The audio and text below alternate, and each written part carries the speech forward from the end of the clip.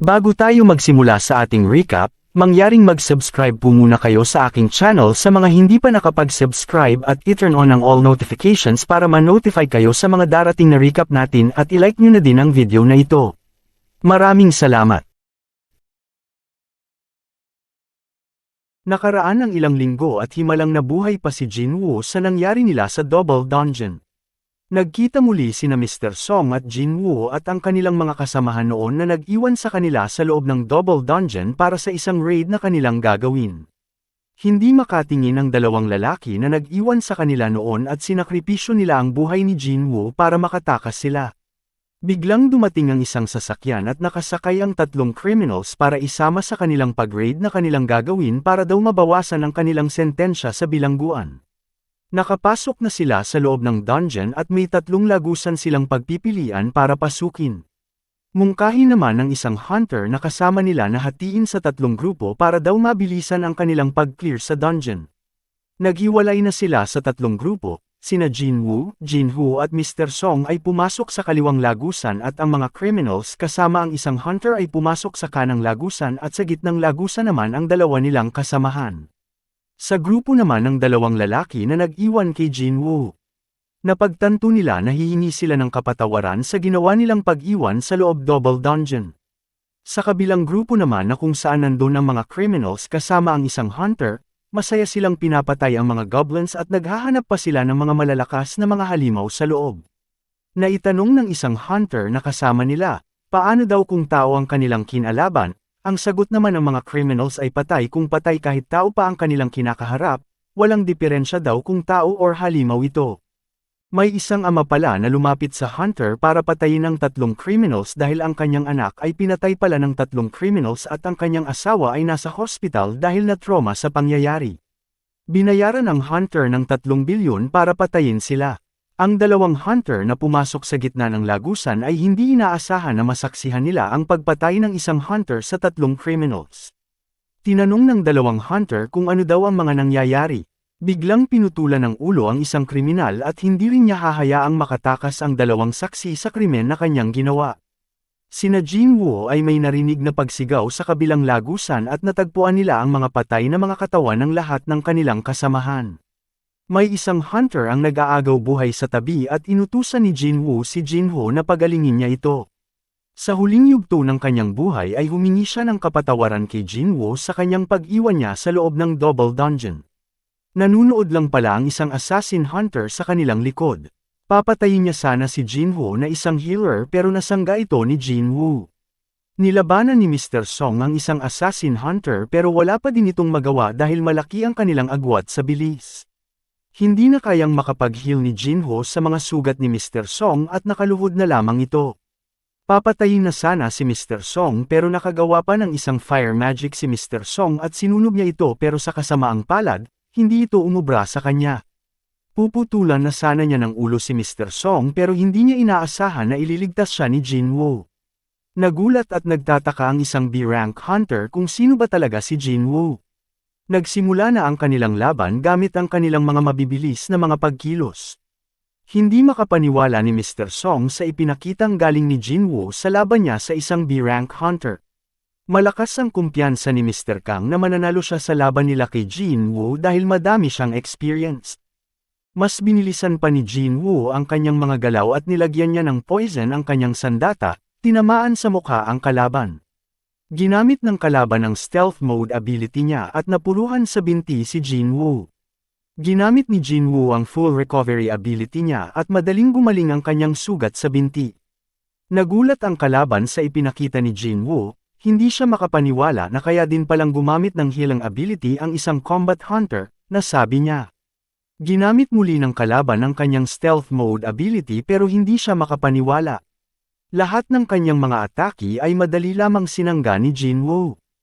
At hindi na pinatagal ni Jinwoo, ginamit niya ang kanyang murderous intent ability sa kalaban at doon na nagtapos ang kanilang laban. May notification na natanggap siya sa system at tinanong siya kung tatanggapin ba niya ang isang job change quest. Nakapagdesisyon siya na tanggapin ang job change quest para mas lalong lalakas pa siya at biglang may lumabas na isang portal sa harapan niya. Nasa loob na siya ng dungeon at nagtataka siya na parang normal lang daw ito. Sinabi ng system ay hindi siya makakagamit ng potion at full recovery mode. May biglang nagpakita na isang armor-type beast na isang knight. Lumalakad ito patungo sa kanya at sinugod siya bigla gamit ang dala nitong sandata. Sa unang atake ni Jinwoo, nagulat siya na hindi umubra ang kanyang unang atake sa kalaban. Pero hindi nagpatinag si Jinwoo sa tigas at tibay ng armor na suot ng kalaban, ginamit niya ang lakas ng kanyang mga kamay at pinutulan ito ng ulo. Pero hindi pa dyan nagtapos ang kanyang laban, mas madami pang lumalabas na mga armored-type beast. Nakaharap din niya ang isang assassin at isang mage monster. Napagtanto niya na mas mahirap pala ang quest na kanyang pinasok, may iba't ibang klaseng mga beast ang kanyang kinakaharap at may iba't ibang mga kahinaan din ito. Nasabi pa niya na ang isang knight ay kailangan ng lakas, ang assassins naman ay gumagamit ng malawak na pag-unawa at ang archers ay kailangan ng bilis. Kung walang saktong lakas, hindi niya matatalo ang knight at kung wala daw ang malawak na pag-unawa, hindi niya mararamdaman ang assassin. Ang problema na lang niya ay ang mage kung paano niya ito matatalo. Hindi pa daw niya tinaasa ng points ang kanyang intellectual ability. Kailangan niyang tipirin ang kanyang mga skills at nag-aalala din siya dahil tumataas ang kanyang fatigue. Kailangan daw niyang tapusin kaagad ang kanilang laban bago pa mahuli ang lahat. Sa kabilang banda naman, nagtitipon ng mga S-rank hunters para sa kanilang mission sa Jeju Island. Nagawang maipanalo ni Jinwoo ang kanyang laban sa knight, mage, assassin at archers at may nakuha siyang high-rank knight's chestplate gear na pwede niyang magamit para patibayin ang kanyang physical defense. At ang maganda pa nito, pwede din itong maging invisible habang sinusuot niya ito. Nagpatuloy na siya sa kanyang pagpasok sa loob ng dungeon. May nakita siya na isang napakalaking pintuan at itinulak niya ito para mabuksan at bigla siyang may naramdaman na para bang may isang napakalakas na nilalang na naghihintay sa kanya sa likod ng pintuan. Nagpatuloy na siya sa loob at nakita niya ang isang napakalawak na throne room. At doon na nagpakita ang isang knight commander na tinatawag na Igris the Bloodred, siya ang tagapagbantay ng isang empty throne. Ramdam talaga ni Jinwoo ang takot niya sa lakas ng isang knight commander na kanyang kakaharapin sa laban. At hindi na pinatagal, sumugod na si Igris gamit ang kanyang mabilis na pagkilos at ang napakatalas niyang espada. Gulat na gulat si Jinwoo sa talas ng kanyang espada at madaling nahiwa ang mga pillars na para bang isa lamang itong mga tuyong dahon. Walang tigil ang mga malalakas na pagsugod ni Igris kay Jinwoo at hirap siyang maunawaan kung gaano kalakas ang kanyang kinakaharap na kalaban. Bumilib si Jinwoo sa bilis na ipinamalas ni Igris kahit pa ay nakasuot ito ng mga mabibigat na armor. Sumugod si Jinwoo gamit ang kanyang mga mabibilis na mga paggalaw at sinubukan niyang tamaan ang armor ni Igris. Pero hindi ito umubra sa tibay ng kanyang armor. Bigla siyang pinalo ng malaking espada ni Igris at muntikan na siyang matamaan nito. Nasabi pa ni Jinwoo na magkapantay ang kanilang speed pero mas malakas pa siya sa kanya at saka walang silbi ang kanyang dagger dahil sa tibay ng kanyang armor. May ibang naisip si Jinwoo para mabigyan ng damage ang kanyang armor. Tinanggal niya ang kanyang dagger dahil useless ito at si Igris din ay binitawan niya ang kanyang mga sandata.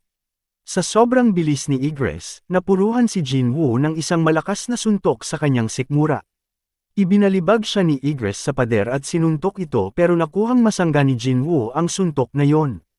Pero hindi tinigilan ni Igris ang kanyang mga pagsuntok kay Jinwoo habang nakasandal siya sa pader. Namamaga ang braso ni Jinwoo sa lakas ng mga suntok na binitawan ni Igris at kahit pa ay nakasuot siya ng armor. Nasabi ni Jinwoo na kung hindi niya kayang tapatan ang lakas ng kalaban, bibilisan na lang daw niya ang kanyang speed. Sumugod na siya gamit ang kanyang pinabilis na mga galaw at walang tigil ang kanyang pagsugod kay Igris pero hindi niya mahuli-huli ang kalaban. Wala pa ding silbi ang boosted speed ni Jinwoo. Hindi pa din sumusuko si Jinwoo sa kanilang laban at patuloy ang kanilang matinding sagupaan. Nagawa niyang matamaan ng sipa sa ulo si Igris pero biglang nagalit ito at hindi niya tinigilan si Jinwoo sa mga pag-atake ng sunod-sunod. Walang magawa si Jinwoo sa lakas at bilis ng kalaban at ibinalibag siya sa malaking pader dun mismo sa empty throne. Napaupo si Jinwoo sa empty throne at ramdam ang kanyang malaking pinsala sa katawan. Nilapitan siya ni Igris habang nakaupo siya sa empty throne. Kinuha ni Igris ang kanyang espada at tatapusin na sana ang kanyang buhay pero nagawa pa ding masangga ang espada niya gamit ang kanyang kamay. Sumigaw si Jinwoo na hindi pa daw tapos ang lahat, hindi pa daw siya natatalo. Inilabas niya ang kanyang sandata at nagawa niyang matusok sa mukha si Igris. Itinulak niya si Igris gamit ang kanyang buong lakas hanggang ma-corner niya ito sa isang pader. Pumapalag pa si Igris, ginamit na niya ang kanyang buong lakas at abilidad para mas diinan pa ang kanyang pagtusok ng kanyang dagger sa leeg ni Igris.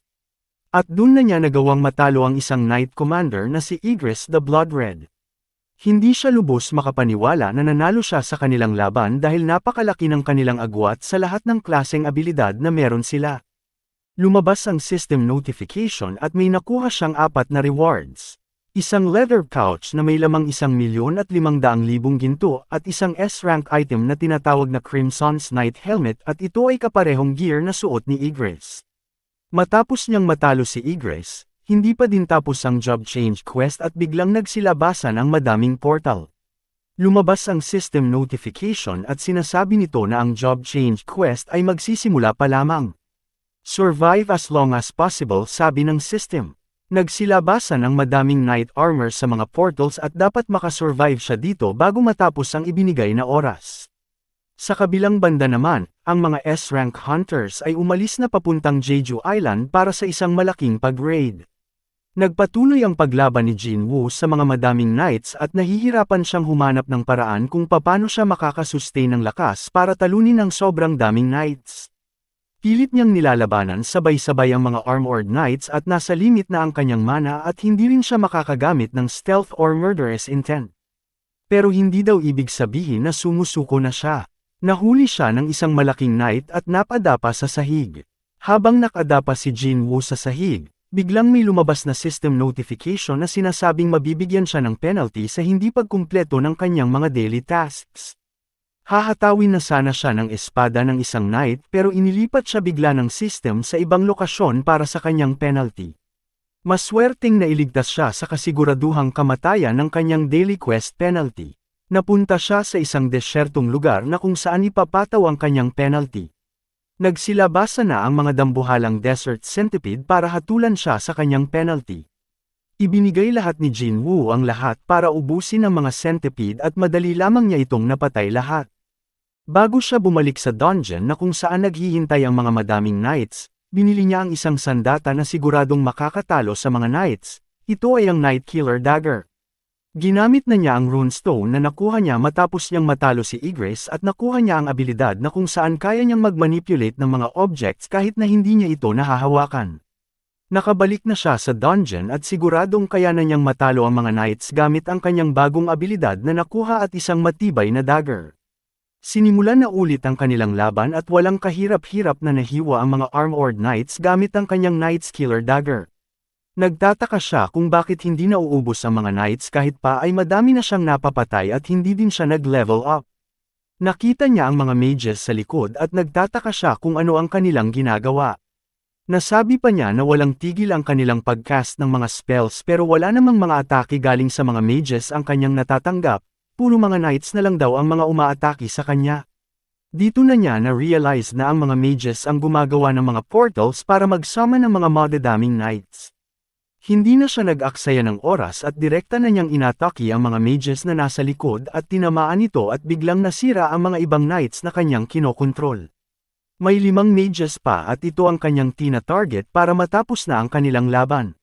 May napatay ulit siyang mages, may 4 pang natitira na nagtatago. Walang tigil ang kanyang pag-atake sa mga knights para mahanap ang 4 na mages na nagtatago.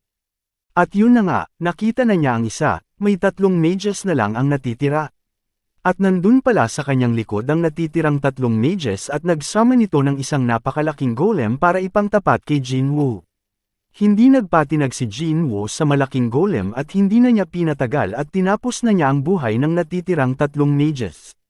Pero, sa kasamaang palad, kahit napatay na ang nagsummon sa malaking golem, hindi pa din ito nawala kasama ng mga casters. Lumalaban pa din ang golem kay Jinwoo pero tinapos hindi nagtagal ay nagawa niya itong mawasak. Matapos niyang makumpleto ang kanyang mission sa dungeon, may bagong special na abilidad siyang nakuha at ito ay ang pagsama ng mga Shadow Army para maging alay niya sa laban. Ang new job ni Jinwoo ay isang pagiging necromancer sabi ng system notification. Ang kanyang pagkakaalam, Ang Necromancer ay isang magic-type class na nagsusumon sa mga halimaw na hindi namamatay bilang isang ally or servants. Kung pipiliin daw niya na maging Necromancer, nag-aalala siya na masasayang lamang ang kanyang mga nakuhang abilities at skills bilang isang close combat assassin type. Tinanong siya ng system kung tatanggapin ba niya ang new job niya bilang isang Necromancer o hindi. At hindi nagtagal, tinanggap na niya ang bagong trabaho niya bilang isang Necromancer. Biglang pinalibutan ang kanyang katawan ng mga makakapal na shadows at ito ay nag-umapa sa lakas. Siya na ngayon ang tinatawag na Shadow Monarch. Nakita niya ang mga nasirang mga armored knights sa paligid at nakita niya na pwede niya itong ipalabas ang mga shadows nito para maging servants niya. Inutusan siya ng system na magbigay ng utos para maipalabas niya ang mga shadows.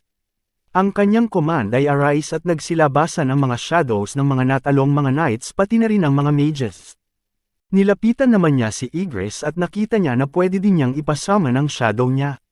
Sa unang subok niya sa pag-summon ng shadow ni Igris, pero hindi ito nangyari. May dalawa pang pagkakataon para maipalabas niya ang shadow ni Igris. Sinubukan niya ulit sa pangalawang pagkakataon pero nabigo muli siya. Bago niya subukan ang huling pagkakataon niya, sinabihan niya si Igris na wala ang kanyang binabantayan, masasayang lamang daw ang kanyang mga abilidad kung itatago lamang niya ito sa loob ng dungeon. Sabi pa ni Jinwoo, kung naghahanap daw si Igris ng isang taong mapaglingkuran, paglingkuran daw si Jinwoo. Sa huling pagkakataon, sinabi niya ang katagang arise at doon na siya nagtagumpay na mailabas niya ang shadow ni Igris.